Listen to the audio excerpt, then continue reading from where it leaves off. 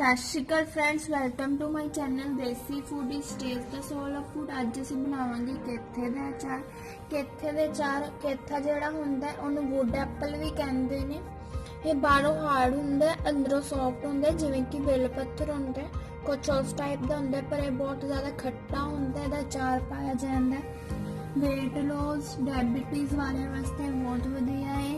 तेनों असीं जदों भी असीं इहदा अचार बनाने सब तो पहले इन्हां नूं वॉश करके इहदी जिहड़ी उपरली आउटर लेयर है इहनूं किसी हैवी चीज़ नाल मार के तोड़ लेना। फिर इहदे चों गुद्दा निकलेगा, उहदा अचार पैंदा है। उहदे लई असीं जिहड़े मसाले लैणे ने, अचार मसाले च मैं सौंफ, कलौंजी, धनिया पाउडर, अजवैन लई है, लाल मिर्च पाउडर लिया, नमक लिया, हल्दी लई है ते सरों दा तेल लिया। हुण सब तो पहले इहनूं असीं तोड़ांगे। तुहानूं दस देनी है किवें तोड़ने ने। हुण असीं केथा ले लिया, इहनूं किवें तोड़ना है। एवें हैवी चीज़ ना एवें दी आवाज़ आएगी, इहनूं सारी साइडों एवें मार के तोड़ लेना है असीं। हुण असीं इहनूं तोड़ लिया, वेख सकदे हो।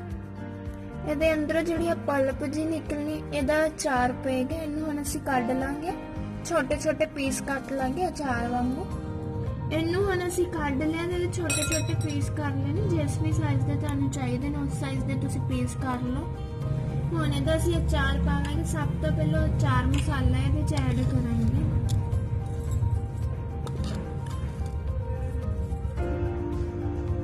ਨਮਕ ਲਵਾਂਗੇ। नमक थोड़ा जा तेज रखना है। लाल मिर्च पाउडर, हल्दी पाउडर ते सरों दा तेल लवांगे।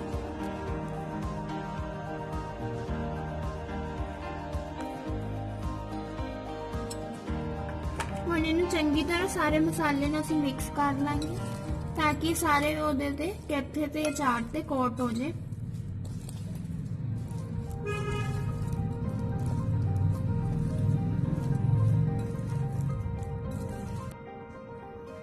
ਹੁਣ ਅਸੀਂ ਚੰਗੀ ਤਰ੍ਹਾਂ ਮਿਕਸ ਕਰ ਲਿਆ ਤੇ ਇਹਨੂੰ ਹੁਣ ਅਸੀਂ ਇੱਕ ਡੱਬੇ 'ਚ ਪਾ ਲਾਂਗੇ ਤੇ ਵਿੱਚ ਸਰੋਂ ਦਾ ਤੇਲ ਪਾ ਲਾਂਗੇ।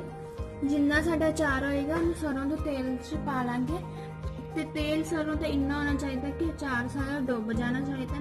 ਤੇ ਇਹਦੇ ਨਾਲ ਸਾਡਾ ਕਦੀ ਵੀ ਅਚਾਰ ਖਰਾਬ ਨਹੀਂ ਹੋਏਗਾ, ਭਾਵੇਂ ਤੁਸੀਂ 2 ਸਾਲ ਰੱਖ ਲਓ, 3 ਸਾਲ ਰੱਖ ਲਓ। ਤੇ ਸਾਡਾ ਕੇਥੇ ਦਾ ਅਚਾਰ ਬਣ ਕੇ ਰੈਡੀ ਹੈ। Thank you for watching my video. ਕਿ ਜੇ ਤੁਹਾਨੂੰ ਮੇਰੀ ਵੀਡੀਓ ਪਸੰਦ ਆਂਦੀ ਹੈ ਲਾਈਕ ਕਰਨਾ, ਕਮੈਂਟ ਕਰਨਾ, ਮੇਰੇ ਚੈਨਲ ਨੂੰ ਸਬਸਕ੍ਰਾਈਬ ਕਰਨਾ। Thank you, have a nice day.